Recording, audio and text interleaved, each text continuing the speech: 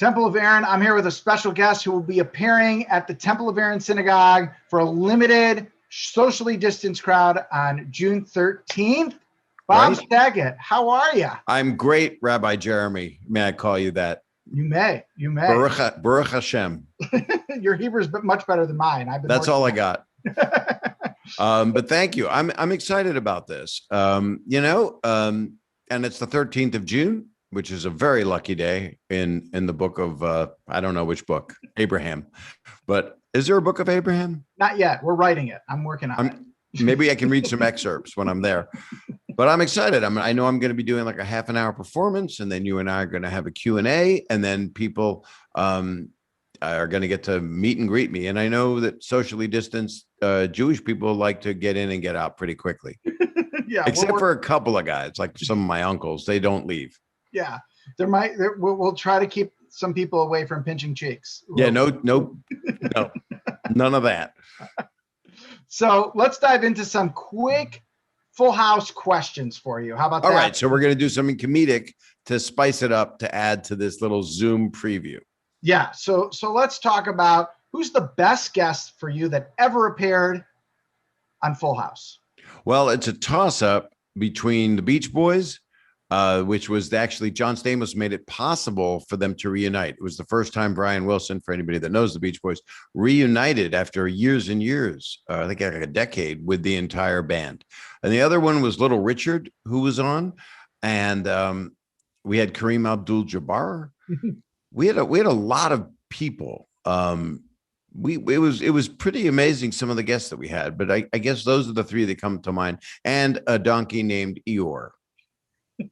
who was I believe he was Jewish, because he had the a mohel had visited him at some point in his life. Fair enough.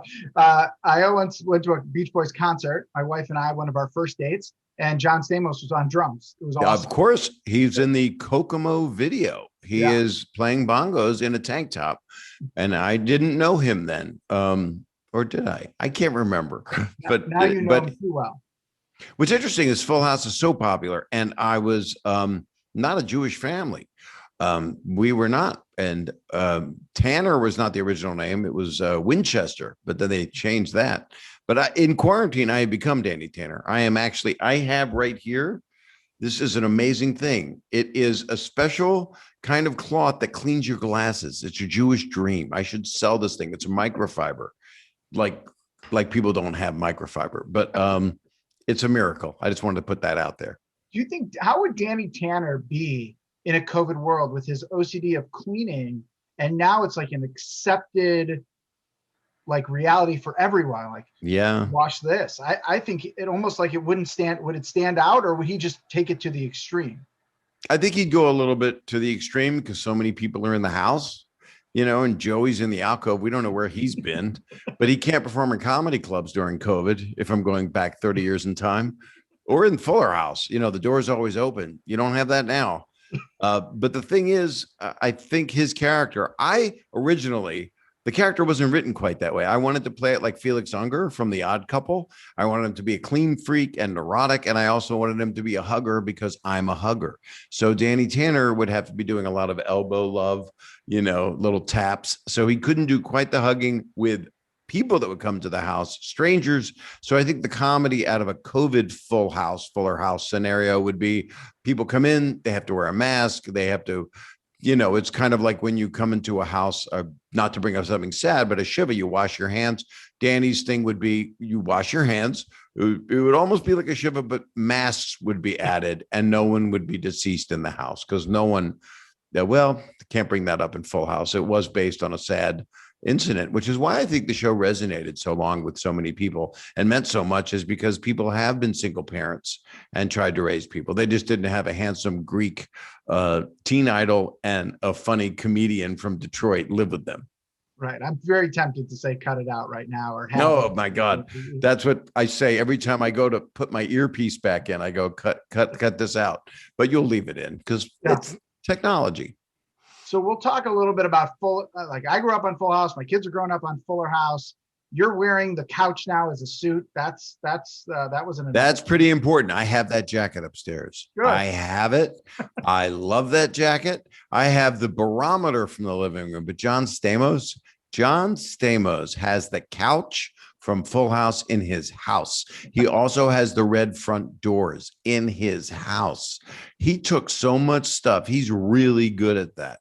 He got a truck and had friends load stuff up from the set. So if they want to do a fullest house, which my joke is it'll just be me in an urn by the window, it will be, no, they could do a fullest house. Actually, they could, which is to capacity, which is post-COVID. So not post-COVID, but post-quarantine. So because we're getting through this, and we will get through this. We are, and that's why we're having you out. And I want to and that's the Danny Tanner of it all, is the cheerleader, which I have within me. The hugging, the clean freak, those were qualities that I did have and do have, but I just put times 10 into Danny Tanner as a character.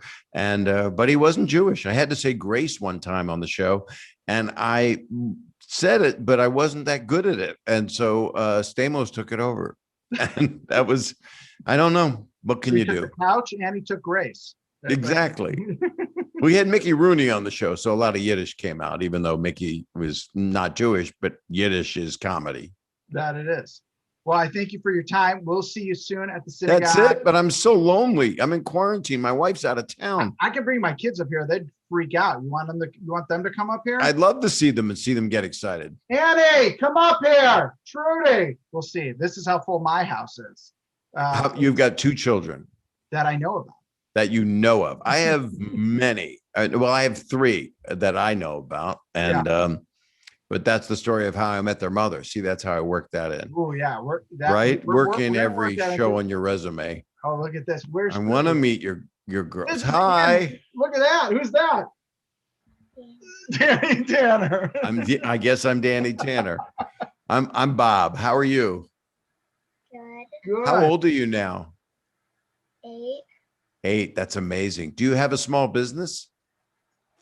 No. We're working on that. Do you have a car? Well, you got a lot to look forward to. All right. Well, we thank you again for your time. Where's your sister? She is going to cry now. But